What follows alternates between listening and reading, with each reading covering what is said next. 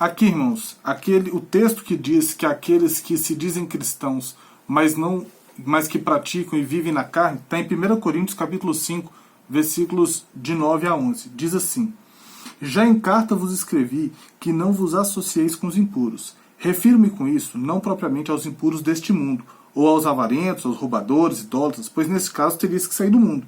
Mas agora vos escrevo que não vos associeis com alguém que, dizendo-se irmão, for impuro, lembra lá? Da impureza, lascívia, prostituição, impuro, avarento, idólatra, lembra lá? Idólatra, maldizente, lembra de dissensão, discórdia, divisão, beberrão, beberrices, glutonarias, ou roubador, com este tal nem ainda comais. Ou seja, aquele que, se dizendo irmão, for assim assado. Tem gente nas igrejas assim, irmãos. Tem gente na igreja vivendo na carne. Tem gente na igreja que tem tido uma vida guiada pela carne, que vai resultar em rejeição total da parte de Deus. E aí a gente encerra aqui essa segunda parte. Primeira parte nós vimos que, sendo guiados pelo Espírito, temos poder para vencer a carne. Segunda parte nós vimos que aqueles que vivem na carne vão sofrer uma rejeição total por parte de Deus. E a gente encerra essa parte com a seguinte frase: as obras da carne nós conseguimos fazer sozinhos. E ao andarmos sós, chegaremos à condenação eterna. E agora chegamos à última parte do nosso estudo de hoje. Uma vida guiada pelo Espírito resulta em total liberdade aos que pertencem a Cristo Jesus, nosso Senhor.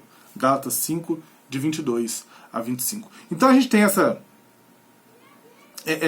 todo esse escopo. Se eu estou no Espírito, eu tenho condições de vencer a carne. Ok, está aqui, tem essa regra, tem essa lei, andai do Espírito. Ande na carne, você vai sofrer total rejeição da parte de Deus. Ande no Espírito, você vai ter uma total liberdade por você pertencer a Cristo Jesus. Gálatas 5, de 22 a 25. E agora nós vamos encerrar chegamos na última parte para encerrar a nossa aula. Vamos lá, versículo 22. Mas, contraponto mais uma vez. O apóstolo Paulo usa muito isso, né? Mas, porém. Mais uma vez ele vai fazer um contraponto. Ele vai fazer o contraponto da vida guiada pela carne com a vida guiada pelo Espírito. Mas o fruto do Espírito é amor, alegria, paz, longanimidade, benignidade, fidelidade, bondade, mansidão, domínio próprio. Contra essas coisas não há lei. E os que são de Cristo Jesus crucificaram a carne com as suas paixões e concupiscências. Se vivemos no Espírito, andemos também no Espírito. Irmãos, o apóstolo Paulo agora traz uma outra lista. E é bem interessante, porque a primeira lista é de obras da carne. A segunda lista é de frutos do Espírito. Obras da carne, eu consigo executar essas obras da carne com a minha carne. Com esse corpo físico, eu consigo exercer essas obras que esse corpo físico quer. Eu faço, eu não preciso de ninguém para fazer. Eu faço por mim mesmo. Ao contrário do que muita gente gosta de fazer, de jogar a culpa dos seus pecados no Satanás, eu não costumo fazer isso. Eu jogo a culpa dos meus pecados em mim. Eu faço. Quando eu peco, sou eu que decido pecar. Eu sou crente, eu nasci de novo, eu tenho liberdade em Cristo Jesus. Então, quando eu peco, eu me deixo ser enganado pela minha própria carne e eu peco. Eu não costumo jogar a culpa dos meus pecados em Satanás. Eu acho que isso aí é uma das coisas, com todo respeito, das mais ridículas que os crentes fazem. Ah, mas o diabo me tentou e eu caí. A carne é fraca. Irmãos, a carne é fraca, ele é um aviso, não é uma desculpa para pecar. Tem gente que fala, eu caí porque a carne é fraca. O texto bíblico que fala, a carne é fraca, mas o espírito tem que estar pronto, a carne é fraca, ela é um aviso para que nós não nos coloquemos em situações, não coloquemos na nossa mente situações. Então, se você está caindo continuamente, é porque você está decidindo pecar. E não coloque a culpa em Satanás. Uma das características de um crente maduro é ele entender que ele é responsável pelos seus pecados. Parar de botar a culpa em Satanás, nos seus pais, na criação, na cidade, no emprego. Não, a culpa é dele. Ele decide pecar, tá bem? Mas uma vida guiada pelo Espírito resulta em total liberdade aos que pertencem a Jesus. E aí Paulo, mais uma vez, faz uso de metáforas ligadas à lavoura para se referir à vida cristã. E é importante isso, porque assim como as obras eu consigo fazer sozinho, o fruto não. A obra é da minha carne, mas o fruto é do Espírito. É eu crendo em Jesus, sendo habitado pelo Espírito, eu andando pelo Espírito, os frutos surgirão. O Espírito Santo frutificará no meu viver. Paulo, mais uma vez, faz uso de metáforas ligadas a lavouras para se referir à vida cristã. Tem uma referência nessa em Romanos 6:22, Efésios 5:9, Filipenses 1:11. Eu não vou ler todos porque tem bastante coisa aqui, irmãos. João Batista também fala de frutos como evidência de um verdadeiro arrependimento que se mostra na mudança de comportamento. Lembra lá quando João Batista fala com os fariseus? Produzir frutos dignos de arrependimento, Mateus 3:8. Então o que acontece, irmãos? A vida cristã, ela é sim uma vida comportamental. Ah, Alberto, mas espera aí, então você está se contradizendo. O tempo todo você falou que a gente tem que crer em Jesus, confiar somente em Jesus, e agora você vem falar de comportamento comigo? Sim, estou falando de comportamento. Por quê? A partir do momento em que eu crio em Cristo Jesus, eu tenho que viver uma vida qualitativamente diferente. Eu tenho que andar pelo Espírito, então eu vou dar frutos do Espírito. Então o meu comportamento é diferente. É o tempo todo? Não, irmãos, não é o tempo todo. A gente peca, a gente erra, a gente falha, a gente tropeça, a gente cai, levanta, limpa a poeira, continua a caminhada. A caminhada cristã é feita assim. Ela é feita de altos e baixos. O que não pode é a sua vida cristã ser feita só de baixos. Ou de mais baixos, ele tem um pico, volta mais baixos. Não pode ser assim. Mas ele é feito de oscilações. Oscilações do alto, mas oscilações. Em que tem sim momentos de queda, tem sim momentos de tropeço, tem sim momentos de tristeza, em que a gente reage de uma forma errada à tristeza. Tem sim momentos de chateação, de raiva, que a gente age de uma forma errada com relação à raiva. Mas a vida cristã é a vida comportamental. Então, tipo assim, eu não posso, por exemplo, como cristão, ir num jogo de futebol e tá jogando bola com meus amigos e meter a mão na cara de um colega meu. Isso aí é algo que fere totalmente tudo e qualquer caminhada cristã. Você está totalmente fora da curva. Tá bem? Então, é uma vida comportamental, sim. Existe um comportamento que o cristão tem que ter. E esse comportamento, ele é manifesto em algumas coisas que a gente vai ver agora. A vida cristã é comportamental. Não somos salvos por comportamento, mas ele evidencia essa salvação. E uma vida guiada pelo Espírito é caracterizada por algumas coisas. Eu gostaria de ver agora com os irmãos. E agora nós vamos ler vários versículos, tá bem? Por isso que eu não li os anteriores aqui, para que a gente possa ler todos esses aqui agora.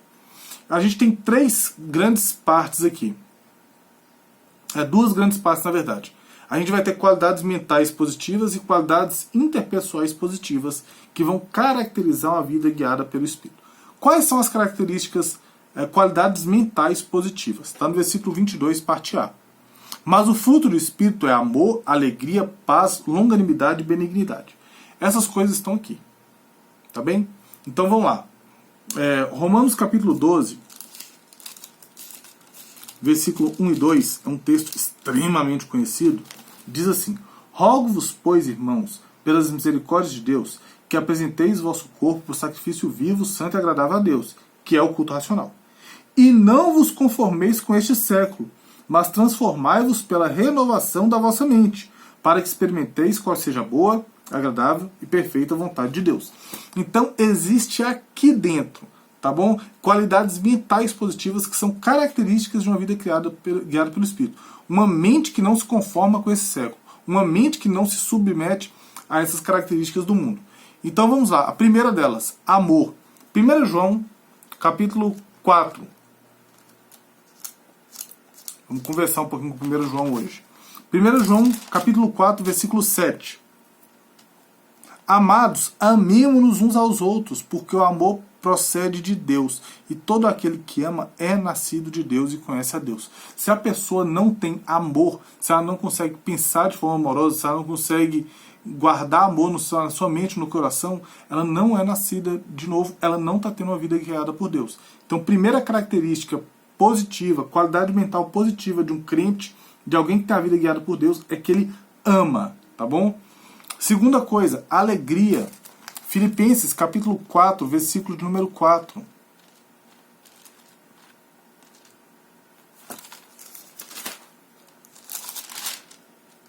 Alegrai-vos sempre no Senhor. Outra vez vos digo, alegrai-vos.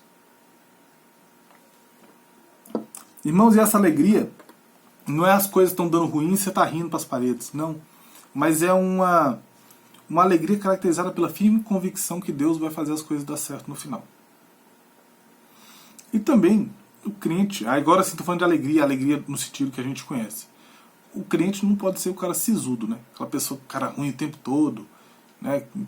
Já viu aqueles crentes que chega no culto e fica com aquela cara ruim, medindo como é que o pessoal do louvor está cantando, medindo como é que o pessoal do louvor está tocando, medindo como é que o pregador está falando, criticando como é que está sendo dirigido o culto, aquela pessoa amarga.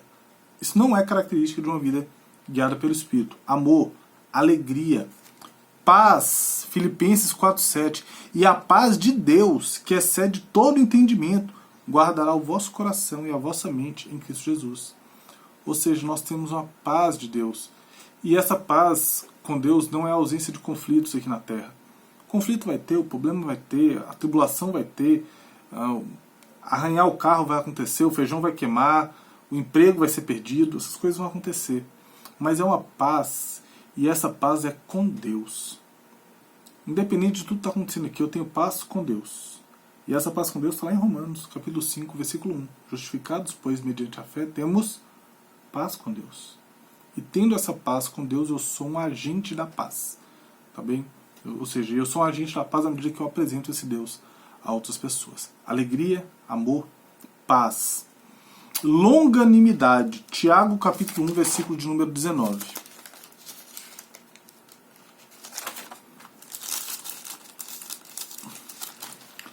Leio bastante texto porque a escola é bíblica.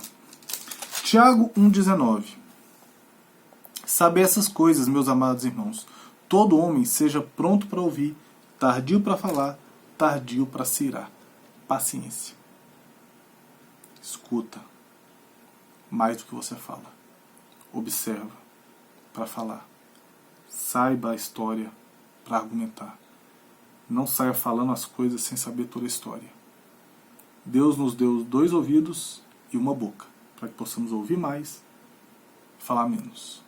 Paciência, paciência. Cuidado como é que você age. Cuidado como é que você fala com as pessoas. Paciência, tá?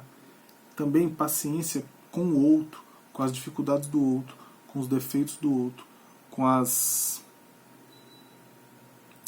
limitações do outro. Porque todos nós temos limitações. Amor, alegria, paz, longanimidade ou paciência e benignidade. Filipenses capítulo 4. Vou voltar em Filipenses 4 de novo. Filipenses 4:8. Finalmente, irmãos, tudo que é verdadeiro, tudo que é respeitável, tudo que é justo, tudo que é puro, tudo que é amável, tudo que é de boa fama, se alguma virtude há e se algum louvor existe, seja isso que ocupe o vosso pensamento. Alberto, mas o que isso tem a ver com benignidade? Coisas boas ocupando a mente.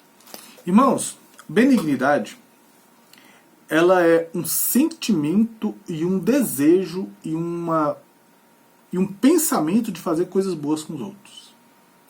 É a intenção boa. Eu tenho boa intenção. Isso é ser benigno. Eu sou benigno dentro. Tá bom? A gente vai ver como é que é a benignidade fora. Mas eu sou benigno dentro. A benignidade fora tem outro nome, que a gente vai ver agora.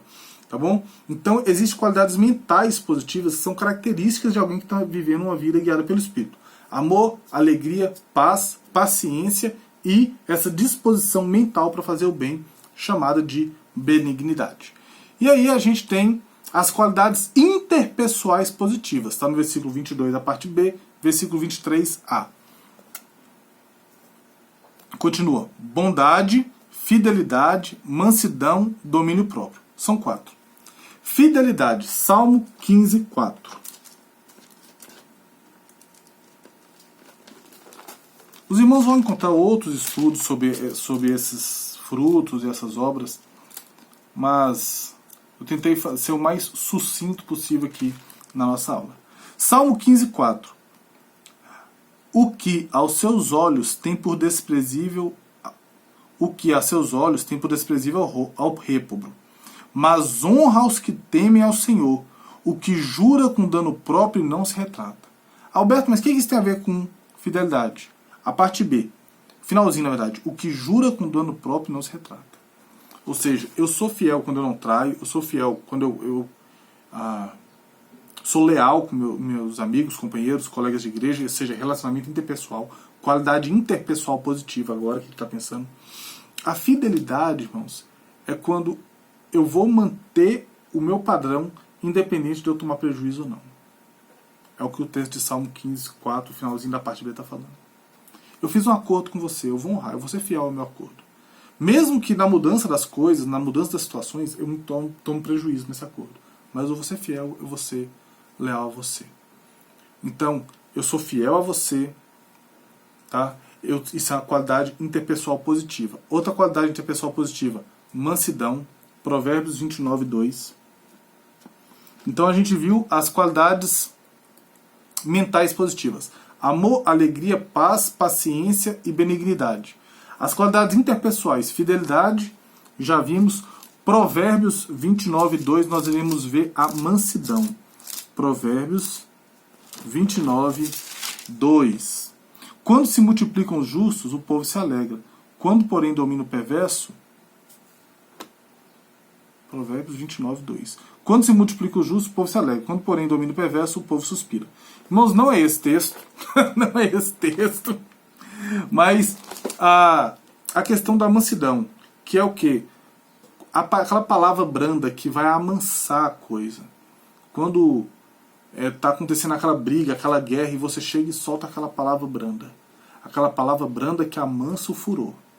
E é você ter mansidão. Mansidão é você conseguir conduzir as coisas de tal forma que as pessoas se relacionem bem ao seu redor. Qualidade interpessoal positiva. Puxa vida, coloquei o texto errado. Mas vamos lá, irmãos. Domínio próprio. 1 Tessalonicenses. Vamos fazer o seguinte, já que a gente está aqui na aula, e está online, e o Davi pode editar esse vídeo do jeito que ele quiser, eu vou achar esse texto de mansidão, e ele vai colocar aqui agora, nessa parte do texto que eu estou falando aqui, ó, o texto correto de mansidão. Eu vou mandar para ele. Domínio próprio. 1 Tessalonicenses, capítulo 4, versículos de 4 a 5. E que cada um de vós saiba possuir o próprio corpo em santificação e honra, e não com desejo de lascívia, como os gentios que não conhecem a Deus. Irmãos, saber se dominar. Saber cuidar do seu próprio corpo. Até onde é que eu vou, o que é que eu vou fazer. Qualidade interpessoal. Eu tenho que ser fiel ao outro, eu tenho que ser manso, eu tenho que ter domínio próprio. Não posso sair falando o que eu quero, agindo como eu quero, porque senão eu vou machucar o outro. Então, quando eu tenho qualidades mentais positivas, amor, alegria, paz, longanimidade, e qualidades interpessoais positivas, fidelidade, mansidão e domínio próprio, eu estou demonstrando que eu tenho uma vida guiada pelo Espírito, tá bom? E por fim, a benignidade na prática, que eu pulei. Que diz aqui, Gálatas, fecha a Bíblia, aqui ó. Gálatas, mas o fruto do Espírito é amor, alegria, paz, longanimidade e benignidade. Viram que eu fui para fidelidade, mansidão e domínio próprio? Eu pulei bondade. Bondade é benignidade na prática. Porque benignidade ela está aqui. A bondade ela é exercida para com o outro, de forma interpessoal. Ela está muito bem expressa lá em 1 João, capítulo 3, versículo 18. Olha lá, 1 João, capítulo 3, versículo 18. Filhinhos, não amemos de palavra, nem de língua, mas de fato e de verdade. É quando eu amo e eu ajo em favor do outro de forma boa, intencionalmente. Isso é ser bom. Benignidade é lá dentro. Bondade é quando a benignidade sai. Tá bom? A benignidade é uma disposição interna para fazer o bem. A bondade é uma disposição para fazer o bem na prática. Então, essas características mentais positivas. Amor, alegria, paz, longanimidade e benignidade. Qualidades interpessoais positivas, fidelidade, mansidão, domínio próprio e bondade. E aí o apóstolo Paulo termina aqui, mais uma vez, fechei a Bíblia, ok? Ele termina aqui no versículo 23, a parte B. Contra essas coisas não há lei. Irmãos, se você está vivendo uma vida guiada pelo Espírito, a tua vida é irrepreensível diante dos homens. Não tem como você amar, ter paz, ter alegria, ter paciência, ter uma disposição mental para fazer o bem, ser fiel às pessoas, manso, ter domínio próprio e ser uma pessoa boa, e alguém poder repreender qualquer coisa na sua vida. Se você dá os 9 frutos, não há como alguém te repreender.